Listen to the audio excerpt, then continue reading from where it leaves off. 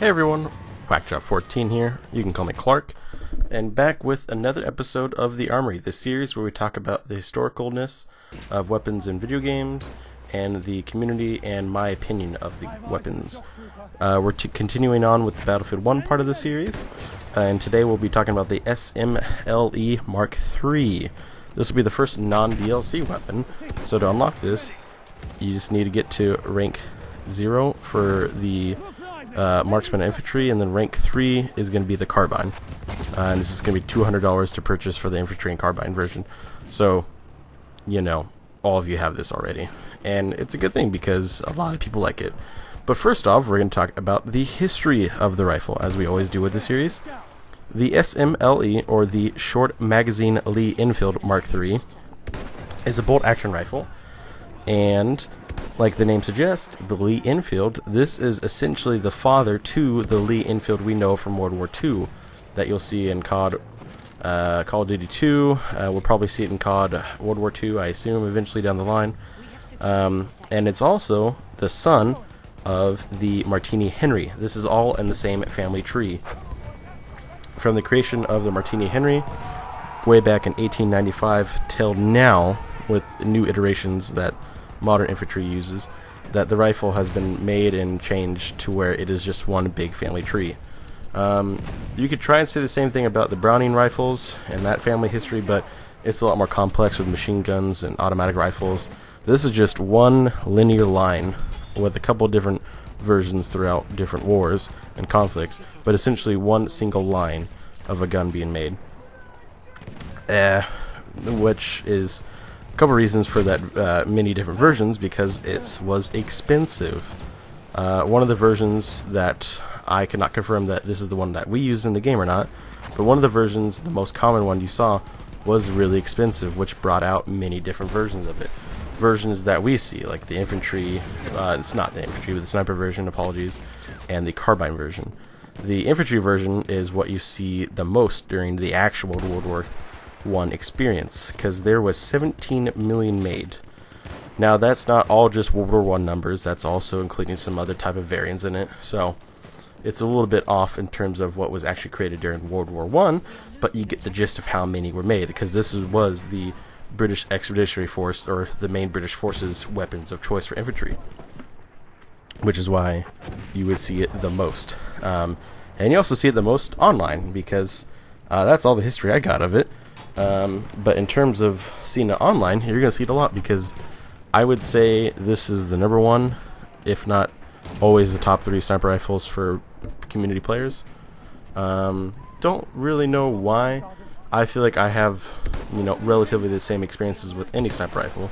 But that's because I utilize, you know, charts and how bullets drop in distance and stuff like that, so I always know the sweet spot. So, you know, or, you know, most snipers, like really good snipers, know what the sweet spot is for a sniper rifle, so you don't have problems with, you know, thinking, oh, this gun sucks, because it's not killing in one shot, one kills, which I think is why most people like this gun, because the range that they shoot at normally is the perfect range for the SMLE Mark III in the game, which is why you'll see it the most. Now, I do love the carbine version of this. I am absolutely in love with the carbine version. Don't know why. Don't know why I do so well with it. Don't know why that I like it so much. Maybe it is because I do so well with it. But it speaks to me on a spiritual level, or something like that. So very popular during the actual World War I, and very popular in the video game based on World War I. Coincidence? I think not. It's just a very, very good, for lack of better words, good standard to go off of. A good beginner rifle, and then a great rifle for experts to work on. So one that can go in all ranges and all demographics of the gun. One that just works out well all around. So you've learned the history of the gun. You know that it's probably the community best, and if you're watching this, you probably know that.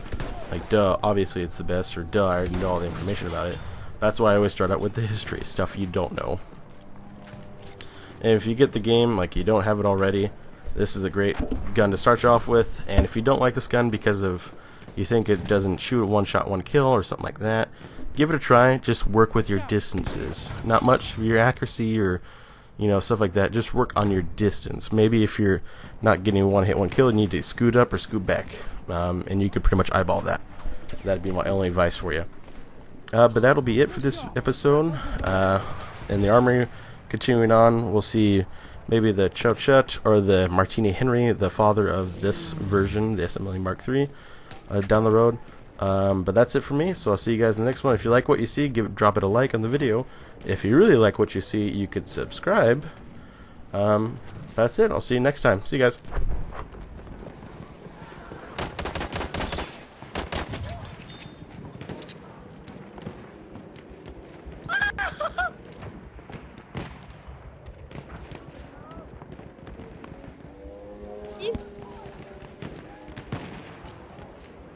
That's one there, Scouts. Ethan. Enemy medic sighted. Ethan. Oh. I've run out of ammunition. Eyes on shock trooper.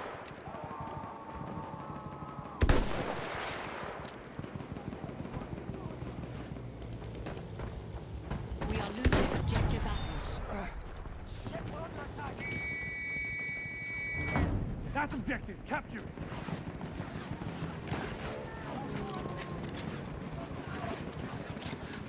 Enemy plane, watch it.